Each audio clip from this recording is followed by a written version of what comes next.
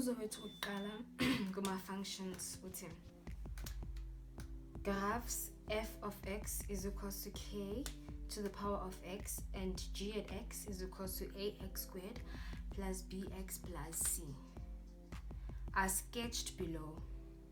The graphs intersect at A and G touch the x-axis at half is to 0. The coordinates of B on the graph of x are indicated, and then AC is parallel to the x-axis. So before sizophendula umbuzo, right, into kumele sibheke lana ukuthi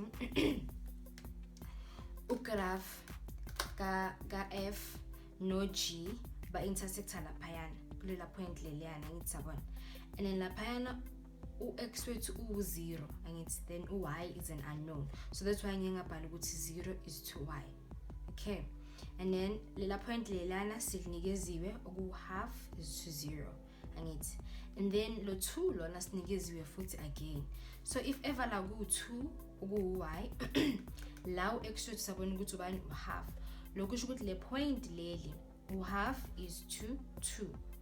Okay, so now umbuzo wethu oqala uthi determine the coordinates of A. So siyabona ukuthi A i-point lakhona likuphi liku intersection, meaning ukuthi singasebenzisa la noma singasebenzisa le. Okay, so siphiwe laphayana ukuthi f at x is equals to k to the power of x, ngamanye amagama ngithi lo y.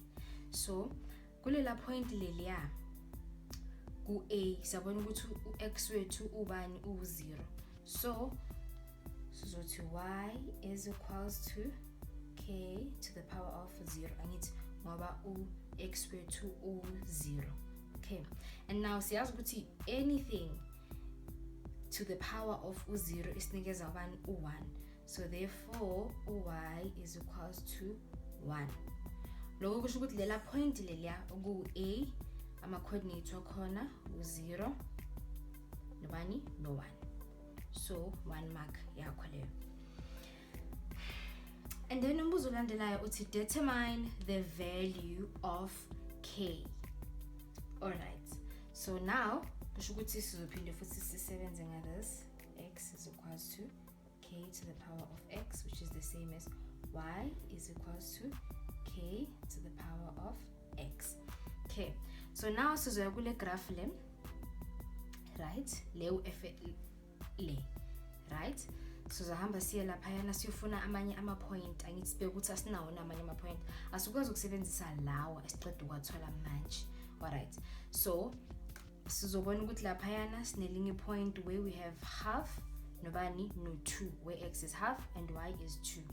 So sizowa substitute u-y wethu ubani u-2, so therefore sizothi 2 is equals to k to the power of x, u-x ubani half, okay, to the power of half. Now because sifuna ukusolve for u-k, so sizothi laphayana multiply by 2 over 1, sizena ngapha multiply by 2 over 1, so then u2 no2 bazokwazi ukukhansela, no 1 no 1 bazokwazi ukukhansela, ngithi bese k is equals to 2 to the power of 2 over 1 is 4. Lokho kusho ukuthi k wethu bani u4. And then bese sisenza eyokugcina manje, ngathi anginaso space, so ngizovele ngiyenzele ngapha, right? Okay, so now eyokugcina ithi show that a is equals to 4, b is equals to -4 and c is equals to 1.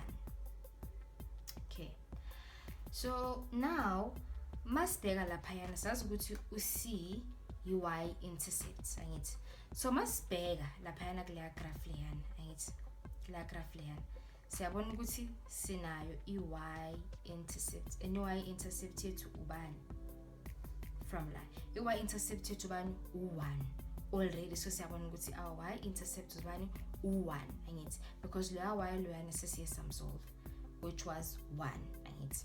Okay, so C, which is equals to y-intercept, and then in this case which is equals to 1, right? And then sizokhumbula futhi ukuthi this singayi-representa as that, where y is equals to a into x minus p squared plus q angithi. And then p no q bethu bayini ba ama-turning points ezisishilo kuma-basics ukuthi lawa ama-turning points wakho. Okay, so now substitute asithi x minus, now ama-turning points wakho, i-turning point yakho nayo laphana, so sizosebenzisa lama-value lawana, so minus half right squared plus u0 right. And then masesiqedile lapho sizo substitute futhi ku y-intercept yakho. Na y-intercept yethu sithe uloya 1 loyana angithi, so therefore sizothi 1 njengoba bese sitholile ekuqaleni into x minus half squared plus 0, right? Okay, and then u-x wethu bekubani, u-x wethu ube u0 angithi, ngoba ngithe sisebenzisa lela point lelana angithi, so x wethu bekubani, beku0, so 1 is equals to a into 0 minus half squared plus 0. So then sesiyabona ukuthi sesingamthola ubani manje u-a, so 1 is equals to, now 0 minus half is negative half squared.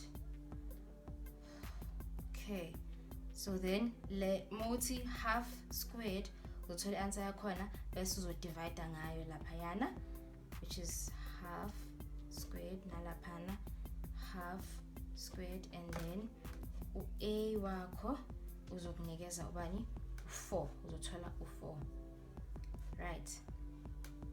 Okay,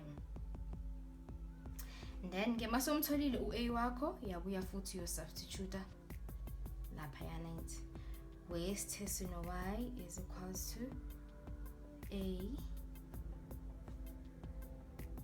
into x minus half squared plus 0 angithi. And then now sozothi y is equals to lo 4 lo qeda ukumthola, 4 into x minus half squared plus 0 angithi. And then ma expanda, as you expanda uzobona ukuthi y is equals to 4x minus 4x plus 1.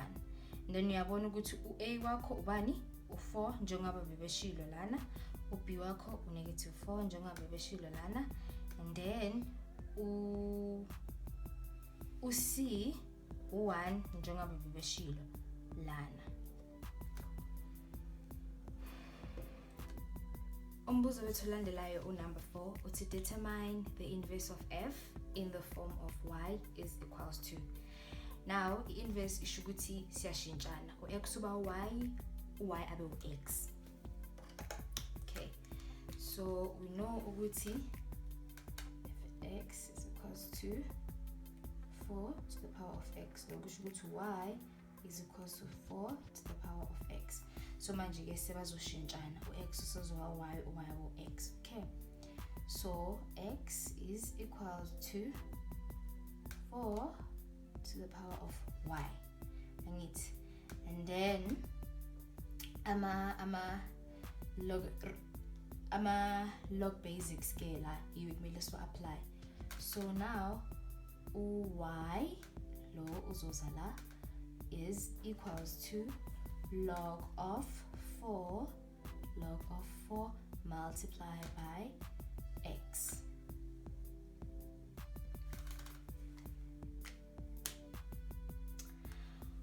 umbuzo wethu olandelayo number 5 uthi determine h if h is the reflection of f about the y-axis. Tinivuselele because ngathi ayibonakali kahle. Okay, so now to a reflection about the y-axis. Okay, now loku kusho ukuthi y imira yakho. Okay, right, so then that means sizoba no y angithi is equals to 4 to the power of x. Loku kusho ukuthi sizoba no y is equals to 4 to the power negative of x. Angithi because to a reflection about the y-axis loku kusho ukuthi y uyimira yakho. So now the question le bebangayishintsha bathi determine h if h is the reflection of f about the x-axis. So if ever question le ibuzwe kanjalo should be sizokwenza njena, right? So know y is equals to 4 to the power of x. If bekuthiwe reflection about the x-axis lo kusho ukuthi y wethu uye obezoba negative, right? 4 power of x because x-axis yethu bekuyobe kuyimira. Alright. And then lastly, number 6, to write down the range of g. Now zokhumbula ukuthi i-range, right? So now i-range suke sidila ngobani? Ngo y, right? I-domain suke sidila ngani? Ngo x. Okay, so now to write down the range of g. So now uyalaphayana ku g, right? Ufuna i-point laga y where i-function i-defined. Okay, so sabona ukuthi masuka senzele wena ibe lula. So masuka la, right? Sabona ukuthi as masuka la from la, right? Siya kuphi? Siya phezulu. I-function yonke i-defined. But uma mhlambe ngisuka la angisho la y wethu u0. So uma ngabe ngiyeza la ngithi -1, uyabona ukuthi as ngisuka la ku -1 ayikho function yethu isho ukuthi injani i-undefined, right? So manje kuthiwe write down the range of g. So usuyofuna le y value le sazi ukuthi lana ubani la sino 0 is to no la sino half is to 0, right? So siyabona ukuthi mawusuka la ku 0 uya le phezulu i-function yethu i-defined. So therefore sizothi y is greater or equals to 0 because iyamthinta lo 0. If ever bengamthinti bengeke size sim-include lo equals to, right? Or ungavela ukuthi y is the element of an inclusive, so ukuthi u0 some include inclusive of 0 kuze kuye kuphi ku infinity. Abona ukuthi ihamba asazi ukuthi iphela laphi. Ihamba libe liqhubekile nje. Qhubekile. Alright, so infinity yana asim include because asazi ukuthi iphelela kuphi, libe lihambile.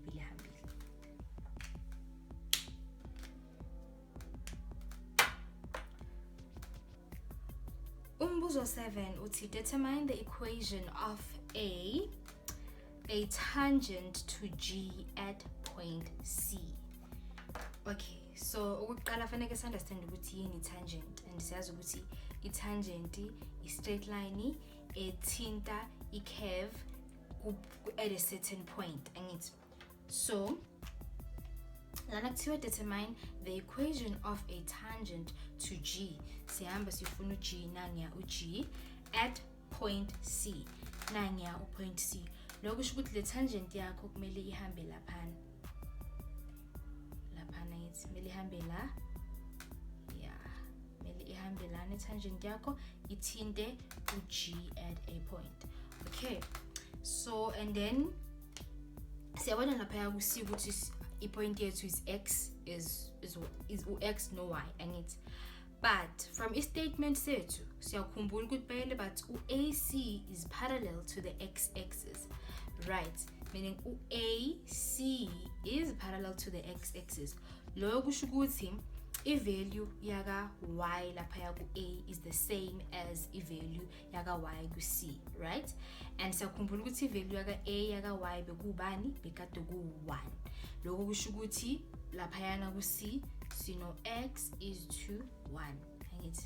So that's why ngibhalile lapha. Okay, so now divide that into 3 sections, ne? And then siyazi equation ye ukuthi masifuna ukuthola equation kumele senze kanjena, kumele sithi y minus y1 is equal to m into x minus x1 angithi. So kahle le i-goal into esifuna ukuyithola, right? I-goal yethu sifuna ukuthola this equation. But now asinayo i-gradient, okay? Asinayo i-gradient, yeah, asinayo i-y value oku-1, but now asinayo ne-x value, yabona, because lana sino x is to 1 angithi. So kumele sithole i-x value yethu, masiqedile sithole lana sithole ne-gradient, and then sizokwazi ukusubstitute la bese sithola i-equation. Okay, so yeah, so manje sifuna ukuthola u-x, and then equation yethu yaka g ithi g ebhale kahle ngithathe a different marker. G at x is equals to 4x squared minus 4x plus 1 angithi. But siyazi ukuthi lo ubani y, alright, and then y wethu ubani u1, so 1 is equals to 4x squared minus 4x plus 1. So now masithatha lo 1 lo simisa ngale siyabona ukuthi bazokhanselana bese sizosala no 4x squared minus 4x is equals to 0, right? And then mase sesiqedile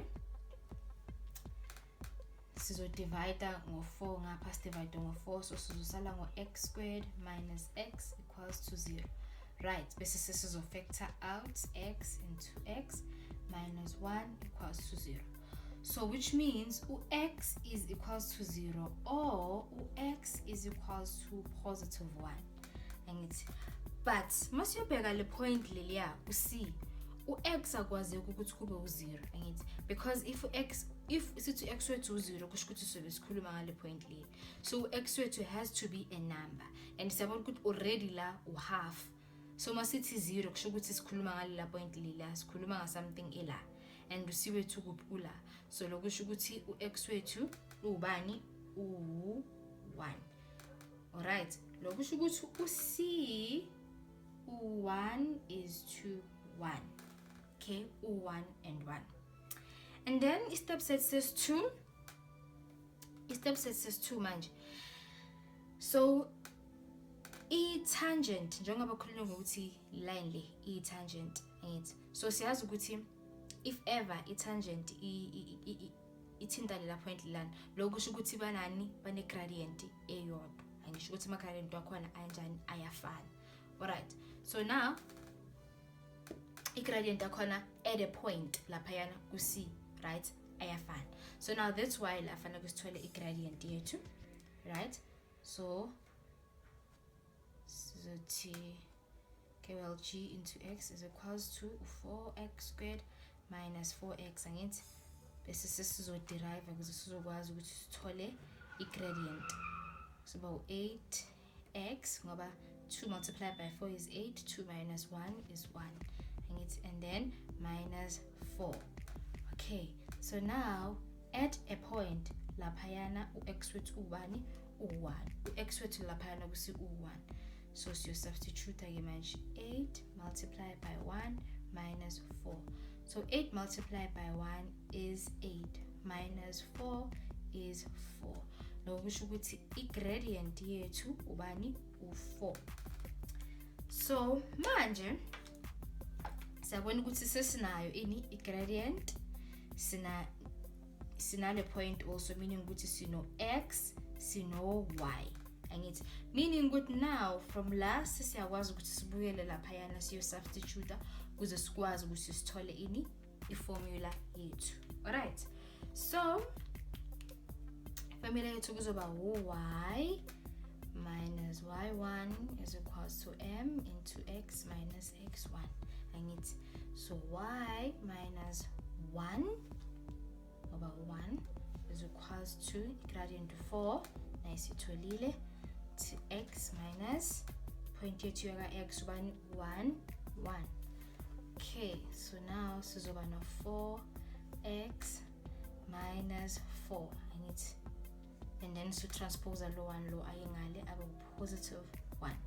Okay, so sino 4x negative 4 plus 1 is negative 3. So the equation yethu inje. Umbuzo wethu olandelayo our cubic function, our cubic graphs. Uthi the graph of f of x is equals to x cubed plus bx squared plus cx minus 4 is shown below or drawn below. A and B are the turning points. A and B are the turning points of f. The x and y intercepts are clearly indicated. So now, Batimanje, show that the values of B is negative 6 and C is 9. Okay. So in this sizoqala siyenze kumele si understand most importantly is that so la sinama turning point wethu, right? Ama turning point wethu la angithi. Now sizokhumbula from I parabola, right? Ukuthi mengabe I parabola sithi ikanje, yeah? Siyazi ukuthi this angithi yini I turning point, angisho. Siyazi ukuthi le turning point yethu, right? And then I formula ye parabola si representa kanje as equals to a, let's just say la u x wethu mhlambe u3. Okay, so it's x minus 3 squared plus q, and the q wethu la uzobe u0, okay, which is 0. Alright, so now with this case lento le isho ukuthi sinama roots awungaki awu2, right? Because singayibhala kanje x minus 3 minus 3. Angithi lokho isho ukuthi sina ngaki sina 2 roots, right? Kuphi at a turning point. Okay, so now lento siyenze la sesizoyi apply nala. So since le kuyi turning point kusho ukuthi sinama roots awungaki awu2 aka x. Angithi so lokho kusho ukuthi sino 1, lokho kusho ukuthi sino x minus 1 ngoba x wethu 1, siphinde futhi sibe no x minus 1. Angithi then elinye root lethu lila oku x minus bani 4. Angithi okay, singisebenzise a different marker kunibonisa ama roots wami, roots ase u3 because this yini a cubic function. All right, so then ke mase sesiqedile into sizoyenza ile sizothi y wethu is equals to a into x minus x1 to x minus x2 into x minus x3. Angithi ngoba sizama ukuyithatha back to le function lesinikezwe yona laphana, so lo nalo bayafana. Okay, so now siyabona ukuthi a wethu u1 already, so sothi 1 and then x minus i-root yethu yokuqala ubani x minus 1 is 2x minus bani minus 1 and then x minus 4. Alright, so now 1 2 3 angithi.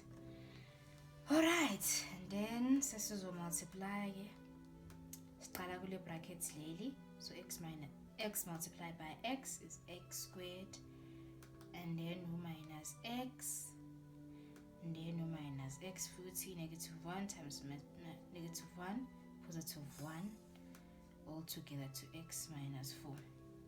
So sesino x squared minus 2x plus 1 angithi into x minus 4.